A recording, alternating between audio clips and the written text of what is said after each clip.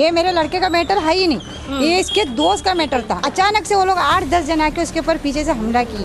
धारदार हथियार थे, किसी के हाथ में छोटा चाकू, किसी के हाथ में थोड़ा बड़ा चाकू, तो लंबे से देख नहीं पाया अंधेरे में, और आते ही उन्होंने बस ये बोल के और बल्कि हमला चालू कर दिया। ना शटर बंद करके वहाँ बैठा था, उन लोग अचानक आए और एकदम से हाथापाई करने लगे। इसको बेचारे को मालूम नहीं है कौन हाथापाई कर रहे मेरे साथ, उसको ऐसा मार रहे तो ये घबर गई मेरी बेटी है। उजाले में गया उधर दुकान के तरफ, तब पता चला कि उसके खून इतना पूरा खून हो गया। वो लड़का, वो एक बच्चे का बाप है, वो कभी उसके गले पे लग जाता, कर जाता। पूरा थैली भर के लेके आए तो लोग सामान इधर ही पे थे, बैठे थे बाहर। 10 से 11 बजे के दरमियान बीच में उन लोग हथियार लेके आए, यहीं पर आके सीधा उन्होंने हमला चालू किया। कुछ उमेश है, साहिल है, मुकेश है, ये सब अभी भी फरार है। मेरे घर पे वो हेमा नाम की लड़की ने 4 जन को लेके गई। मेरे घर पे सिर्फ मेरी 19 साल की एक लड़की थी और 2.5 साल का एक बच्चा है। जो हेमा जो कर रही है वो लेडीज होने का गलत फायदा उठा रही है। उस टाइम पे इनको कुछ ज्यादा लग जाता था।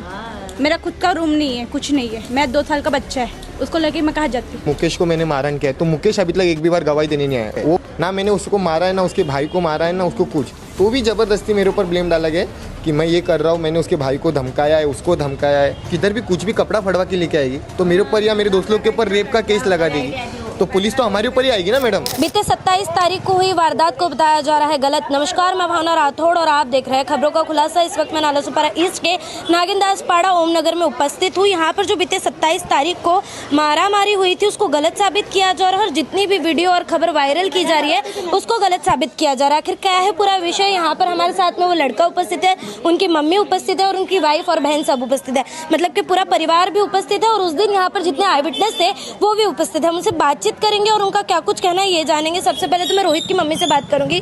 आंटी, क्या हुआ था उस दिन? किस तरीके से पता चला था कि आपके लड़के पर हमला हो गया? एक्चुअली उसका दोस्त का, इसका मैटर तो ये पहली बात तो है ही नहीं, ये मेरे लड़के का मैटर है ही नहीं, ये इसके दोस्त का मैटर था। उसके दोस्त के मैटर में छुड़ा-छुड़ी करके वो अपना इधर बकरों को बंद करने के लिए आया था। अचानक से वो लोग 8-10 जन आके उसके ऊपर पीछे से हमला की। उसको ये वही जगह है जहाँ पर हाथापाई हुई थी, जिस लोकेशन पे मैं खड़ी थी, और ये जिस बकरे को यहाँ पर चराने आने की बात करी ये वही शटर है। और रोहित जिसकी हम बात कर रहे हैं वो यहाँ पर ही उपस्थित है। क्या हुआ था उस दिन आपके साथ में? क्यों मारा था उन लोगों ने आपको? यहीं पर मैडम मैं बकरा बटर जैसा रोज बंद करता हूँ हमेशा की तरह, रोज मैं यहाँ से बंद करके वहीं पर खड़ा था सेटर के यहाँ पर। बस 2 मिनट के लिए वहाँ पर खड़ा हो गया था। वहाँ पर से लोग भागते हुए आए लड़के, जिनके हाथ में धारदार हथियार थे, किसी के हाथ में छोटा चाकू, किसी के हाथ में थोड़ा बड़ा चाकू, तो लंबे से देख नहीं पाया अंधेरे में, और आते ही उन्होंने बस ये बोल के और बल्कि हमला चालू कर दिया। रोहित ने तो बता दिया कि किस तरीके से वारदात हुई थी। मैं इनसे और जानकारी लेने से पहले यहाँ पर जितने बाकी के लोग उपस्थित थे जिन्होंने ये घटना देखी है, क्या कुछ हुआ, पहले उनसे जानना चाहूंगी। आंटी, आप क्या कहेंगी सबसे पहले? तो देखो, बेचारा वो अपना शटर बंद करके वहाँ बैठा था, इनके साथ और एक लड़का था जी। उन लोग अचानक आए और एकदम से हाथापाई करने लगे। इसको बेचारे को मालूम नहीं है कौन हाथापाई कर रहे मेरे साथ, तो आप तब वहाँ पर थी, देखा था हम इधर ये है ना मेरी दीदी, ऊपर से हम लोग उधर से देखते ना, देखते ही रहते, टाइम पास करते।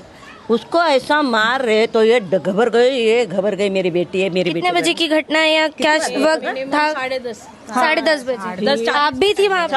हाँ, मैं रिसेंटली मेरे गेट से आई थी वहाँ से, तो ये बंद करके यहाँ पे बैठा था। वो था, और कार्तिक नाम का लड़का था, वो भी बैठा ही हुआ था। वो सडनली वो लोग आए और उसके ऊपर एकदम हैवी हो गए वो लोग, और मारने में किस तरीके से मारा, किन किन चीजों से मारा, कुछ देखा? हाँ, कुछ था उनके पास में। क्या, एक तो लाइट नहीं था ना, रोड लाइट नहीं था, अंधेरा था, तो कंफ्यूज हो गया कि कौन था कौन नहीं था, उसको लगा वो भी नहीं मालूम। वो जब उजाले में गया उधर दुकान के तरफ, तब पता चला कि उसके खून इतना पूरा खून हो गया। वो लड़का, वो तो अच्छा है कि सर पे लग गया, वो एक बच्चे का बाप है, वो कभी उसके गले पे लग जाता, कर जाता। वो कार्तिक नाम के लड़के, उसको भी मारे। वो तो सामने खड़ा था बोल के, नहीं तो उसके पेट में उधर डाल देते तो मर जाता ना। जान चली जाती तो क्या कर लेते? आप भी उस वक्त वहीं पर थी? हाँ, मैं ऊपर थी, ऊपर से देख रही थी मैं। मतलब यहाँ पर बहुत सारे लोग उपस्थित थे उस वक्त में जिन्होंने ये घटनाक्रम होते हुए देखा है, और जो दूसरी वीडियो में बयान दिए गए और जो बातें की गई है वो तो हम इनसे बाद में पूछेंगे।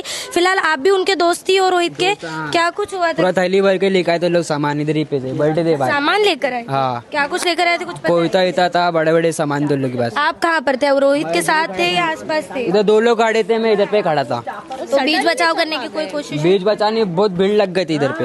कितने लड़के थे करीबन, कुछ कम से कम 6-7 लड़के लोग थे, और फिर लड़के लोग आए थे अलग से। मतलब 6-7 पहले आए फिर बाद में आते ही गए? भीड़ लग गए। कहीं ना कहीं रोहित से हम एक और चीज पूछना चाहेंगे कि झगड़ा तभी ही शुरू हुआ था या फिर बाद में एक झगड़े की रंजिश में, क्योंकि आपने बताया था कि पहले एक छोटा झगड़ा हो चुका था जिसका बदला निकलने आए थे वो लोग। 8 बजे के टाइम पे एक छोटी सी रंजिश हो गई थी, तो झगड़ा तो नहीं बोल सकते, बस हाथापाई हुई थी और उनकी आपके धक्का साथ मारी हुई थी? नहीं, मेरे साथ नहीं, मेरे दोस्त शुभम द्विवेदी के साथ। उसके साथ बहसबाजी हुई, सब कुछ हाँ, वो अकेला ही था वहाँ पर और उनकी तरफ से 6-7 लड़के थे, इसके लिए मैं वहाँ पर उसकी मदद, सिर्फ उसको मैं छुड़ाया और उसको अंदर लेके आ गया था। तो वहाँ पर सपोर्ट कर रहे थे बस। हाँ, वहाँ पर ना मैंने उसको किसी को मारा है वहाँ पर, ना किसी को गाली गलौज किया, मैंने सिर्फ वहाँ पर अंदर लेके आया। फिर पुलिस आई तो उन्होंने सब सॉल्व करके यहाँ से चले गए थे। तो मतलब ये 8 बजे वाला झगड़ा तो पुलिस के आने और जाने तक सॉर्ट आउट हो गया, फिर कितने बजे हुआ? फिर वो 10:30 बजे आए, 10 से 11 बजे के दरमियान बीच में उन लोग हथियार लेके आए, यहीं पर आके सीधा उन्होंने हमला चालू किया, कुछ बातचीत नहीं की, कुछ नहीं मतलब पहले बहस और बोलचाल हुई जिसमें यहाँ तक कि पुलिस तक आ चुकी थी, इस मामले को ठंडा तक किया गया, पर ये जो सामने वाले व्यक्ति है वो इस चीज़ को भूले नहीं और करीबन 10 साढ़े 10 बजे तक वो वापस आए और खाली हाथ नहीं हथियार लेकर आए और लगातार इन पर हमला करने लगे। सही कह रही हूँ। नाम क्या है, किन किन को जानते हो उन पूरे ग्रुप में से आप? उनमें मेन ग्रुप में उनका एक ही है, साहिल सैयद नाम है उसका, मुकेश उर्फ मोटा करके नाम है, दिवर, मुकेश दिवर जिनका उनका भाई है, सोमेश है वहाँ पर, उसमें बंटी है और 2 से 3 जने अज्ञात जिनका मेरे को नाम नहीं पता, पर मैंने पुलिस को उन्होंने फ़ोटो दिया है उनको और पुलिस ने मेरे को बताया कि ये थे, तो उनमें से 2 जन को पकड़ा गया है और बाकी मेन आरोपी जो सोमेश है, साहिल है, मुकेश है, ये सब अभी भी फरार है। अभी बाकी आरोपी फरार है और बाकी पुलिस की कार्रवाई चली रही है।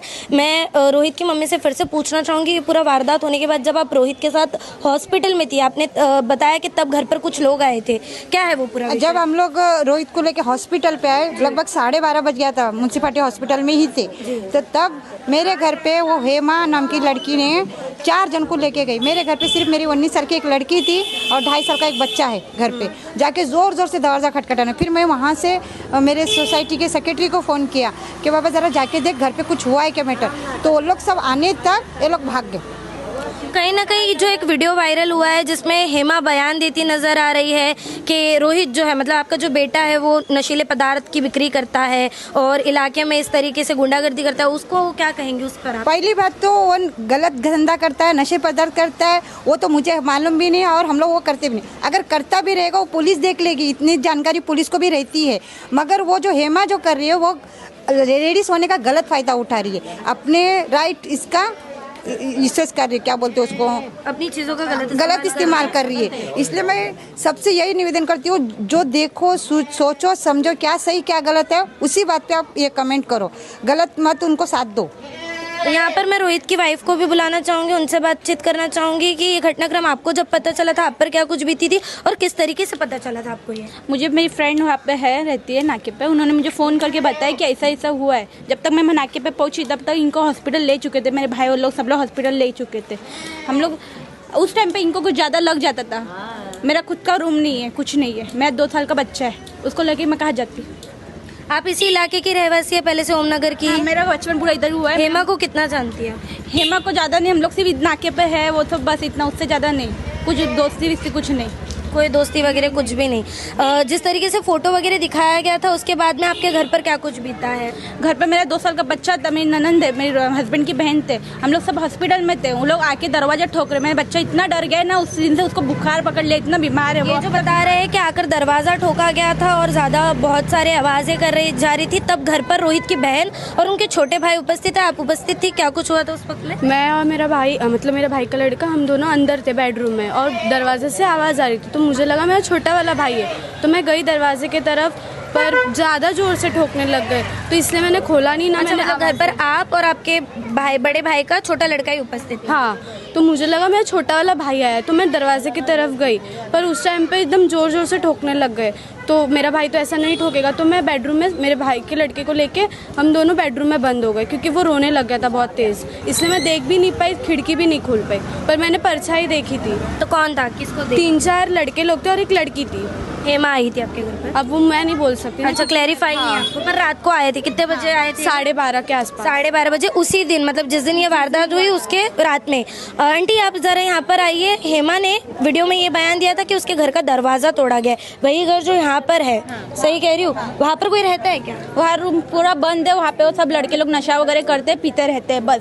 वहाँ हेमा ने ये जो आरोप लगा है कि उसके घर के दरवाजे की कड़ी आपके लड़के ने आकर तोड़ी, उस पर पहली बात वो जो कड़ी तोड़ी जो बोल रही है ना, आप आप किसी को भी पता करो, कुछ भी पूछ लो, जब ये कड़ी टोकने का जो सिचुएशन बता रही, टाइमिंग बता रही, वो टाइमिंग आप लाइफ केयर के हॉस्पिटल के CCTV कैमरे चेक करो, रिपोर्ट चेक करो। उस टाइम पे मेरा हॉस्पिटल में लड़का है, तो मेरा लड़का के कैसा तोड़ सकता है बिना हेमा जिस तरीके से बता रही है कि उसके दरवाजे को जिस तरीके से उसकी कड़ी को तोड़ा गया है, उस वक्त तो इनका लड़का हॉस्पिटल में एडमिट था।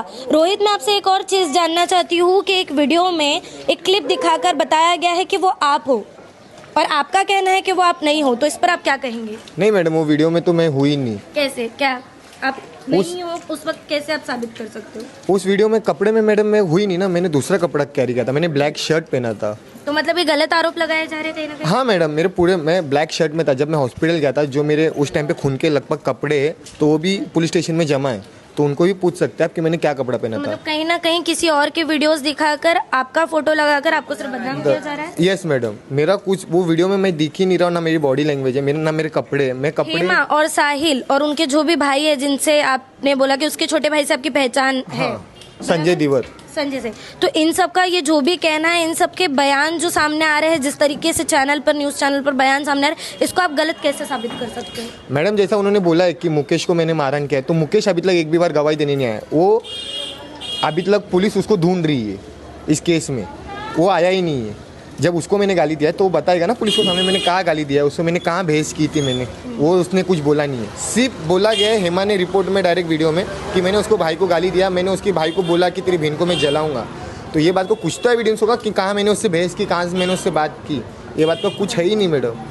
वहाँ पर से मेरे फ़ोन देख लीजिए, मैं यहाँ पर ही खड़ा हूँ और यहाँ पर से मैंने वहाँ पर गया, ना मैंने उसको मारा है, ना उसके भाई को मारा है, ना उसको कुछ। तो भी ज़बरदस्ती मेरे ऊपर ब्लेम डाला गया कि मैं ये कर रहा हूँ, मैंने उसके भाई को धमकाया है, उसको धमकाया है, और ऊपर से उसने डाला है कि फ़ोन एविडेंस की मेरे अगर कुछ भी उसकी होगा, अगर कल को कुछ भी अपने उसका पैर तुड़वाएगी या किधर भी कुछ भी कपड़ा फड़वा के लेके आएगी तो मेरे ऊपर या मेरे दोस्त लोग के ऊपर रेप का केस लगा देगी, तो पुलिस तो हमारे ऊपर ही आएगी ना मैडम।